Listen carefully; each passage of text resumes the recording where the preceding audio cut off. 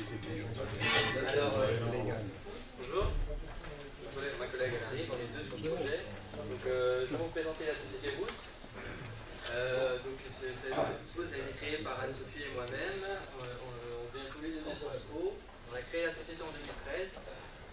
2 ans pour mettre au point le produit. Ce sont des mousses de fruits, juste aux fruits, sans lait, ni crème, ni œufs.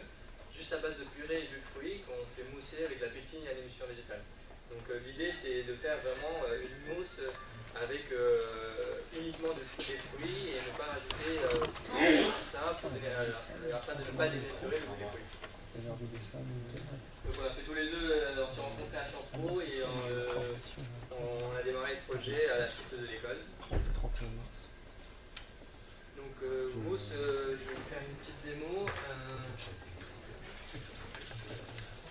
Ça ressemble à ça.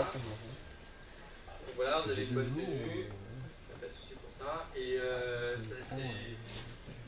c'est à la fois léger et très intense en fruits, vous pourrez goûter par la suite. Donc c'est des fruits, vraiment, vous avez le fruit en bouche, dans une texture très très légère. Ça va aussi bien en accompagnement dans les desserts, et également dans les cocktails et également aussi sur les plats salés. Donc nous on s'adresse à principalement deux marchés, le B2C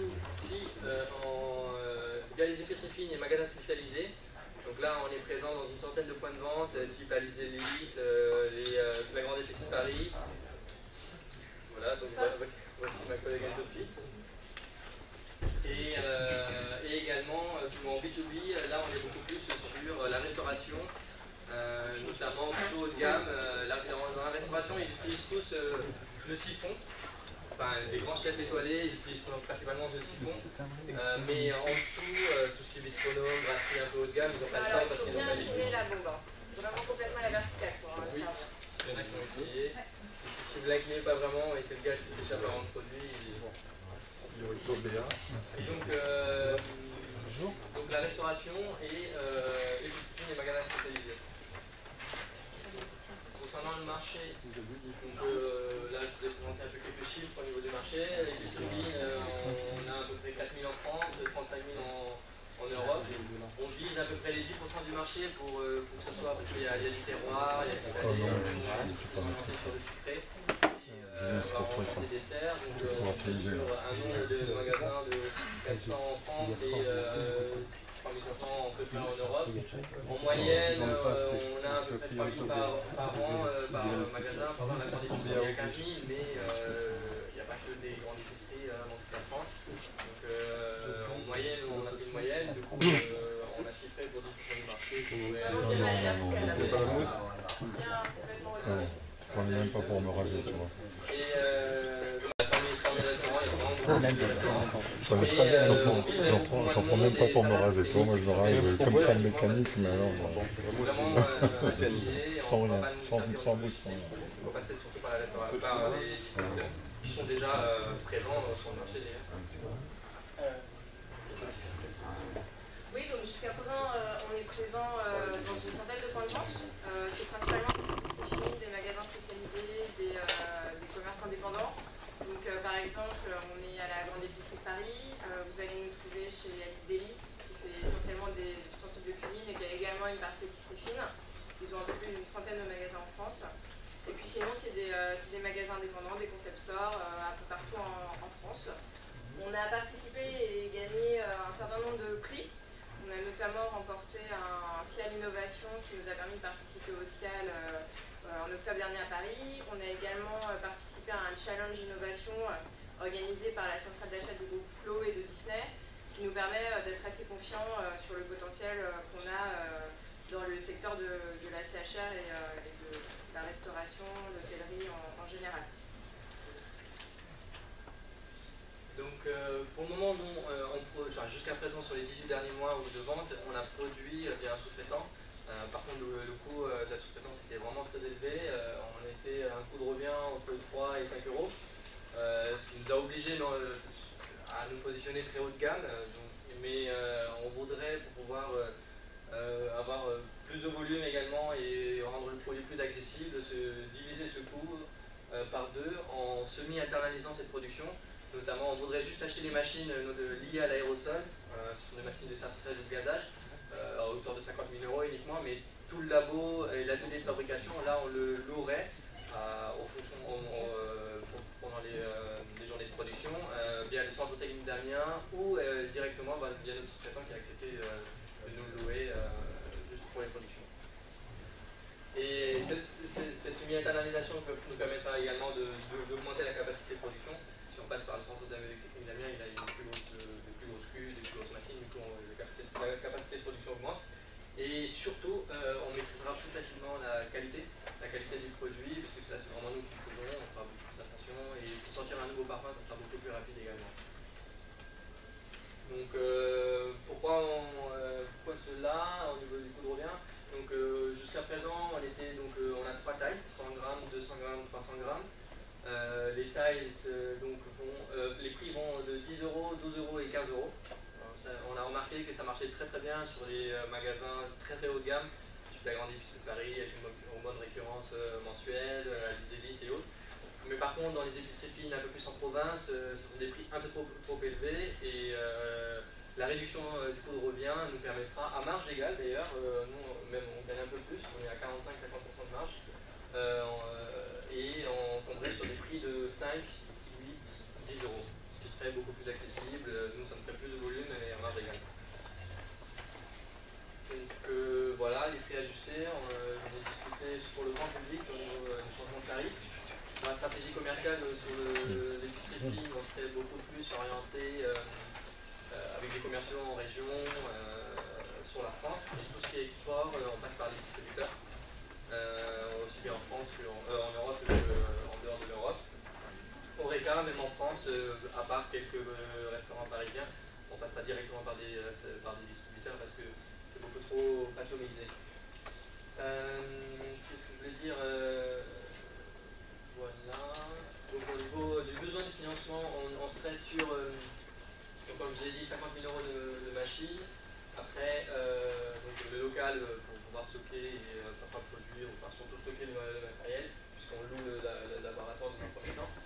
On serait sur un total de production machine locale des BSR à 166, mais le plus gros de la levée serait vraiment orienté beaucoup plus sur la marketing, communication et distribution, pour pouvoir d'une part créer la marque, créer la notoriété de la marque, se faire connaître en France notamment, à l'étranger on compte sur plutôt de l'export, peut-être par la suite on pourra aider nos distributeurs à l'export. Et distribution en marchés commerciaux également pour pouvoir en France et en export pour pouvoir se développer. Donc ça fait un total de 300 000 €. Les 50 000 € de machines et BFR, on pourra sur le BFR, on pourra le financer, et surtout les 50 000 €, on passera sur du crédit ou de la subvention de la région, on a fait des demandes. Et on cherche du coup 210 000 € en capital pour une valo autour de 600 à 800 000 €. Donc là, je vous ai mis quelques chiffres de business plan un peu. Au-delà des chiffres, c'est vraiment pour vous donner l'ordre d'idée de l'objectif. Donc c'est d'ici 4-5 ans d'atteindre les 4 millions € de chiffre d'affaires via notamment une présence en France, sur les 5-6 pays européens importants, Allemagne, Italie, Espagne, l'Angleterre, les pays nordiques aussi, où les fruits pourraient bien marcher, et l'Amérique du Nord, notamment États-Unis et Canada, et l'Australie. L'Australie, par contre, on commence déjà maintenant, on va le mois prochain livrer un demi-container pour l'Australie. C'est un distributeur qui nous a rencontré, qui a vu nos produits à la Grande Épicerie de Paris et est tombé fou amoureux. Du coup, ça fait 4 mois en discussion et donc on va livrer un demi-container. On a signé un contrat avec lui pour un volume annuel de 60 000 unités, ce qui fait à peu près 200 000 € de chiffre d'affaires pour l'Australie. Et justement, c'est pour tout ça, comme c'est des plus gros volumes, on voudrait à la fois s'équiper en interne, maîtriser la qualité et suivre sur cette tendance-là. Et là, j'ai fait un stress test, c'est à peu près la même chose. Là, le stress test, c'est qu'on est beaucoup moins poussé sur la restauration. Parce que là, on était vachement présent sur les épiceries, peut-être la restauration, ça marche tellement bien, je ne sais pas trop. Donc, c'est un stress test là-dessus. Et donc, voilà, si vous avez d'autres questions, n'hésitez pas. Ok, merci, vous êtes dans les temps. Moi j'ai une question, qu'est-ce que vous avez comme, là il y a plusieurs saveurs, vous avez quoi comme gamme il y a de la mangue, il y a de la papaye, il y a... Ça tombe bien, je vous dis mangue, parce que Moi j'ai de la mangue. j'ai fait la mangue en fait donc en cuisine, donc vous les avez en siphon, donc vous pouvez goûter tout à l'heure. J'ai mangue et coco, ce sont les deux nouveaux parfums qui sont prêts en cuisine. Je fais juste les ajustements là, mais après juste en bouteille. Donc vous pourrez goûter mangue et coco qui sont les deux nouveaux parfums. Donc votre usine, elle peut traiter tous les fruits de quelque nature qu'ils soient? Oui, parce qu'on achète directement des purées des jus de fruits. Donc à partir du moment où le fruit peut être transformé en jus ou en purée, ce qui est le cas de la majorité des fruits. Vous n'achetez pas les fruits, vous achetez déjà un... Exactement, on achète déjà un fruit sous forme de jus ou de purée, ce qui nous permet d'avoir également d'assurer une stabilité en termes de qualité de la matière première tout au long de l'année. C'est quoi les délais de péremption sur une... Donc on est sur, après la fabrication, 18 mois, en DLIO, on n'a pas de DLC, parce qu'en fait il n'y a pas de produits sensibles comme le lait ou les œufs, il n'y a quasiment que le fruit et le sucre, il y a moins de 1% de pectine et émulsifiant, donc ce ne sont pas des produits sensibles. Le seul problème des fruits c'est l'oxydation, mais comme on est pressurisé, là il y a une bonne conservation, sans aucun conservateur, colorant, c'est juste pasteurisé. Oui. Vous dites que vous travaillez en direct avec les épiceries, avec les CHR aussi. Vous êtes passé assez vite, je trouve, du côté production, logistique. Enfin, je n'ai pas tout à fait bien compris comment ça se passe, la logistique. Pour le moment, la production, vous dites je sous-traite, je sous-traite pas. Enfin, comment ça se passe? Parce que pour aller directement à les épiceries et les CHR, ça suppose vraiment un business model beaucoup plus que ce que je viens d'entendre. Les épiceries fines. On parle de la partie production logistique et livraison. Sur la partie production. On va dire après vente.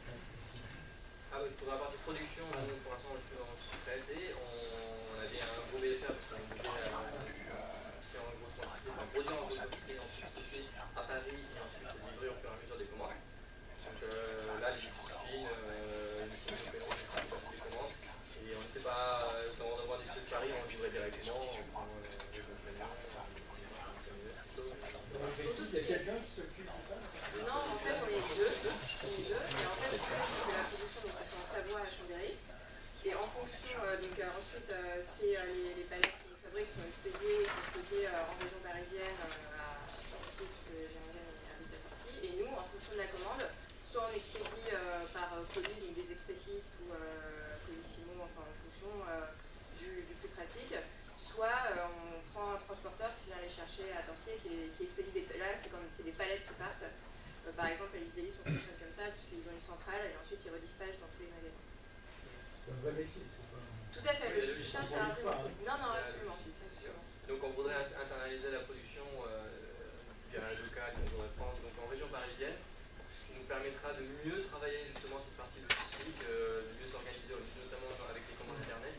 Où là, pour l'instant, on le fait à partir du bureau, mais vous avez prévu quelqu'un qui sera embauché pour ça? Oui, sur la partie, ça sera, on a des communicants,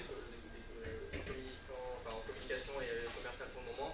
Après, nous deux, moi je serai beaucoup plus sur la partie production et je m'occuperai avec l'usine et le local de cette partie logistique. J'ai deux questions. Est-ce que dans votre produit, il y a de la protection par rapport à la concurrence? Je ne sais pas s'il existe, c'est une question. Est-ce qu'il y a un savoir-faire? Est-ce qu'il y a quelque chose de brevetable, de protection d'une manière ou d'une autre? Et puis la deuxième question, c'est vous dites que vous allez aller sur l'export, mais à travers des distributeurs. Ils auront un coût. Donc est-ce que ça fera que le prix de vente dans les autres pays sera beaucoup plus élevé, ou alors il va falloir vous relier un peu sur les prix? Alors sur la première partie, tout ce qui est protection, on ne peut pas breveter une recette.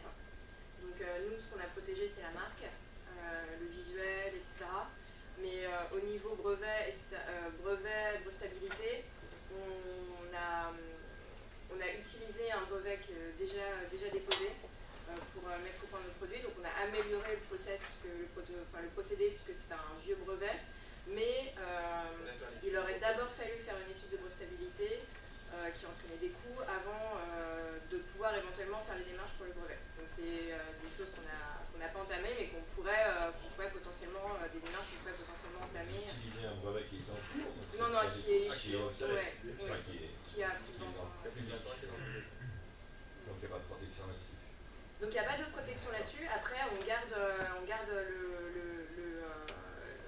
recette et le process secret, c'est assez technique. Sur chaque parfum, il y a On pense que un c'est simple. procédé différent, parce que les fruits n'ont pas les mêmes caractéristiques, du coup on est obligé d'adapter la Donc la protection, c'est d'aller plus vite que les autres. Oui, c'est ça, et puis c'est aussi que personne ne fait ce produit, et on pense que c'est simple parce qu'il n'y a effectivement pas beaucoup d'ingrédients, mais c'est finalement assez technique de faire une mousse sans matière grasse. Voilà. Et aujourd'hui, vous sous-traitez, donc ce qui est fait, c'est pas chez vous. Alors, on Donc, fournit le l'ensemble savoir-faire, des il n'est process. pas c'est nous qui protégé. l'avons le savoir-faire, lui c'est juste un façonneur, nous on lui fournit la matière première et le process de fabrication. Après oui, on fait ce transfert de savoir, on s'est protégé au niveau des contrats, au niveau du secret professionnel et autres, mais on s'est protégé là-dessus, mais lui pour l'instant il a juste été façonneur, nous on a apporté la Commercialisation à l'étranger. Sur la commercialisation, nous, on met les prix en direct à hauteur de 50% de marge. Et en général, on laisse entre 20 et 30%, ça dépend des pays. Par exemple, pour l'Australie, il a demandé juste 20% pour l'importateur. Et du coup, pour ces mêmes tarifs-là, nous, ça nous fait descendre à 30% de marge. Après, c'est quelque chose pour nous qui est acceptable parce qu'on n'a pas le travail terrain à faire en Australie. Il nous reste quand même, on essaie d'avoir toujours les 30-35% de marge après distributeur. Et avant Il n'y a pas de droit de douane, tout ça, sur ce produit-là, parce que C'est lui qui supporte le coût. donc le prix de vente, vous maîtrisez ou vous savez à peu près quel est le prix de vente client dans les pays Lui, je pense que son objectif, c'est d'être à peu près au même prix qu'en France. C'est pour ça qu'il a intégré les coûts. Les prix en Australie n'ont rien à voir avec les prix français. C'est pour ça qu'en fait, il n'y a que lui qui maîtrise mieux son marché australien que nous. Après, oui, on est en discussion. Nous, on a proposé des prix. Au départ, nous, on propose toujours des prix comme si c'était direct. Et après, quand il vous l'achète, c'est lui qui prend le risque de vendre ou pas vendre, c'est vous? C'est lui. Ah oui, non. Parce que nous, avant de livrer, il paye à 50% à la commande et 50%. Une dernière question. Notre client, c'est une question. Vous disiez que le produit est unique, il n'y a pas d'autres produits équivalents. On va goûter. Donc, il y a à peu près au même moment, il y a un concurrent qui s'est lancé, mais sur la partie uniquement restauration. En fait, c'est Sens Gourmet, eux, ils font plein d'innovations alimentaires, ils sont aragistes. Donc, ils font vraiment plein d'innovations alimentaires, ils ont une vingtaine de produits un peu innovants, et ils avaient lancé ce produit également, à peu près au même moment que nous. Et ils ne le mettent pas plus en avant qu'un autre, parce qu'ils sont orientés à l'innovation, et ils sont que restauration. Et donc pas du tout en B2C, pardon. Et l'autre petit concurrent, c'est les chefs qui utilisent le siphon directement. Eux, ils proposent ça à l'assiette. Et nous, vraiment, le but, c'est de démocratiser ce siphon-là pour le grand public, avec des produits de mousse de qualité, notamment sur le fruit. Après, on peut passer sur des légumes, on peut faire des choses beaucoup plus intéressantes encore. Et vente directe Facebook. Comment? Vente directe Facebook. On est sur un site en ligne. Ouais, Donc, mais... là, il y a un e-shop, les gens ils peuvent acheter directement et on expédie. Donc là, la communication digitale est vraiment, on fait des partenariats avec les blogueurs et autres, pour améliorer notre notoriété, créer vraiment une bonne communauté de early adopters pour nous. Et après, on espère qu'ils vous aurez tout seul. En tout cas, une fois que les gens ont goûté, nous on fournit assez facilement les produits parce que c'est un nouveau produit. Pour qu'ils puissent goûter justement, et une fois qu'ils ont goûté, vous verrez tout à l'heure, c'est très bon, du coup vous avez... Ok, merci. Donc avant de goûter ces produits, je vous signale que la réunion de closing sera le mercredi 22 à 14h